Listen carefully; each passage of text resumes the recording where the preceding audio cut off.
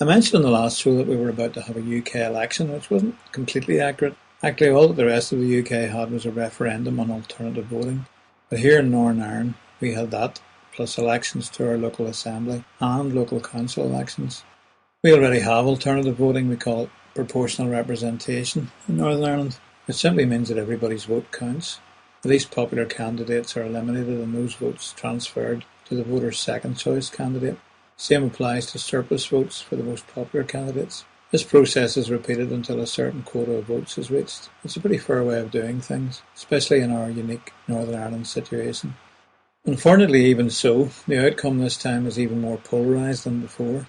The extremist parties once again gained at the expense of the more moderate ones. What can I say? At least we have a situation now where even the extremist parties are prepared to work together, by and large.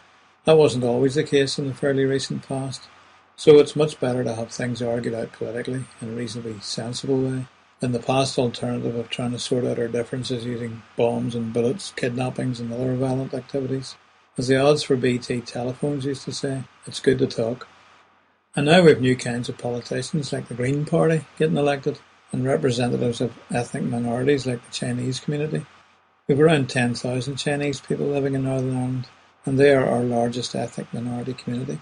Because of all the conflict here, we didn't have much immigration during the Troubles, mostly just Chinese and some Indian, Pakistani, Bangladeshi people. But since the mid-90s we've had quite a lot. One town in County Tyrone now has an 11% Portuguese population, and lots of small towns in County Down and elsewhere are getting used to having quite a few Polish workers in local factories and food production plants, plus Filipinos working in retirement homes and hospitals. The majority of immigrants live in Belfast, especially in the south of the city, where there are more houses to rent and lots of restaurants, Queen's University, etc.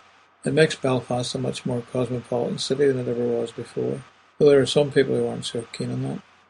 Of course, of all people, we have absolutely no room to complain about immigrants, when we've been continually emigrating to the New World, as we call it, for hundreds of years. There are approximately 50 million people of Irish descent in North America, not to mention Australia, New Zealand, the UK mainland and other parts of the world. If this show depended only upon listeners living in Ireland, we would have very few downloads. And not all, but a reasonable proportion of our tourist industry depends on people of Irish background coming over to see the old country again. Long may it continue.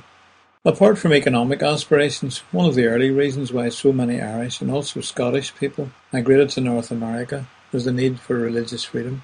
In 17th and 18th century Ireland, both Roman Catholics and Presbyterians were second-class citizens compared to those who were of the Anglican or Protestant ascendancy and who made the laws.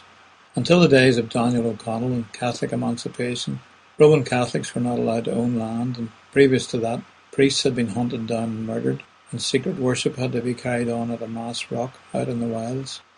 Presbyterians, though supposedly of the same Protestant religion, were often forced to worship in secret in the countryside, and ridiculed as Blackmouths by their Anglican brethren for eating blackberries there. Many of these Ulster Scots settled in the Appalachian mountain region and were often called hillbillies, referring to their songs about William of Orange.